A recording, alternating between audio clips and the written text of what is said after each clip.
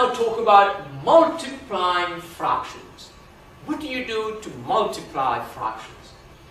When we multiply fractions, we first multiply their numerators, and then we multiply their denominators, and then simplify by making it in the lowest terms. For example, if I want to multiply 3 over 4 times 8 over 15, what's the method? First we multiply the numerator, so that will be 3 times 8 on the numerator and 4 times 15 on the denominator. And now it is time for us to factor the numerator and denominator so that we can cancel common factors. Look at this. 3 cannot be factored further. I factored 8. Now look at the way I factored 8. 8 is 2 times 2 times 2. And I factored 4. 4 is 2 times 2. And 15 is 3 times 5. Well, now we cancel common factors. Well, 2 and 2 goes. 2 and 2 goes. 3 and that 3 goes. What's our answer? We are left with a 2 on the numerator and a 5 on the denominator. Now I know some of you think, isn't this too laboursome a method? Why don't we just simplify it here? Some of you know how to do that. Well, if you know how to do it well, try this, like this. You know, like this. 4 goes in 8 2 times, is that right? You know it. And 3 on the numerator goes in 15 5 times. You can see the answer is 2 over 5. Well, this is a very quick way of doing it when you know your numbers well. If you don't know your numbers well, you need to come and factor them like this and cancel the common factors. They are exactly the same. If you feel comfortable, you go like this. You see, 4 goes in 8 2 times. 3 goes in 15 5 times, giving us the answer 2 over 5. Okay, let's move on now.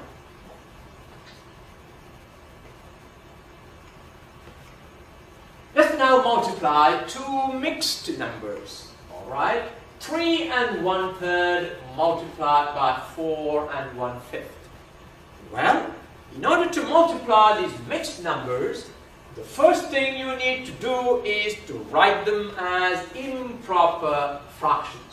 All right? How do we write these as improper fractions? 3 and 1/3 will be 3 times 3 plus 1 equal to 10 over 3. Alright, let's now write 4 and 1/5. Try again. 5 times 4 is 20, plus 1 is 21, so it's 21 over 5. So this product can now be written as 10 over 3 multiplied by 21 over 5. Okay, let's now factor this. Well, multiplying the 2 fractions means multiply the numerators. That's equal to 10 times 21 divided by 3 times 5. Can you simplify that? Well, 10 can be factored as 2 times 5. 21 can be factored as 3 times 7. And, of course, the denominator is 3 times 5. Let's cancel common factors. 3 goes in 3, 5 goes with 5. The answer is, the denominator is 1. The numerator is 2 times 7, 14. And when the denominator is 1, we don't normally care about it, we just leave it. So the answer is 14. Now here again, as you told you, if you don't want to factor, but want to simplify it right here, if you know how to do that without making a mistake, do it like this. 3 goes in 21 7 times, and 5 goes in 10 2 times. The answer is 2 times 7 equal to 14. Okay? Alright, you can choose either of these, but don't make a mistake. That's the important thing. Let's go on.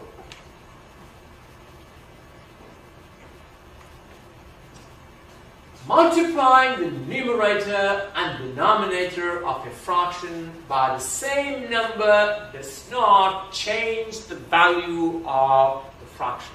A very important result we will be using as we go on. You see, you can multiply the numerator and denominator of a fraction by the same number. We are not changing anything. For example, 3 over 4 can be written as 3 times 2 divided by 4 times 2. If you don't want it, you can simply cancel those common 2's. But there is an advantage in doing it at certain times, so we will practice this. In other words, 3 over 4 is the same as 6 over 8. You can multiply the numerator and denominator of a fraction by the same number without changing its value. We will practice this as we go on. For the time being, let's now talk about dividing by a fraction. Dividing by a fraction. How do you divide a number by a fraction? For example, what is the value of 2 divided by 1/2? We are dividing a whole number by a fraction. What is the meaning of that? 2 divided by 1/2. Another way of asking that will be, how many 1/2s are there in 2? Alright? How many 1/2s are there in 2? In other words, if you buy 2 whole pizzas, how many halves are there? Well, you can cut the first pizza into halves, there will be 2 pieces. You can cut the second also into halves, there will be 2 more pieces. So how many halves are there in 2 whole pizzas? Well, there are 2 pieces there and 2 pieces there. There are 4 of those. That means if you divide 2 by 1/2, the answer should be 4. There are 4 1/2s in number 2. So 2 divided by 1/2 is actually 4. Well, let's practice something that some of you already know. Dividing by a fraction is the same as multiplying by its reciprocal.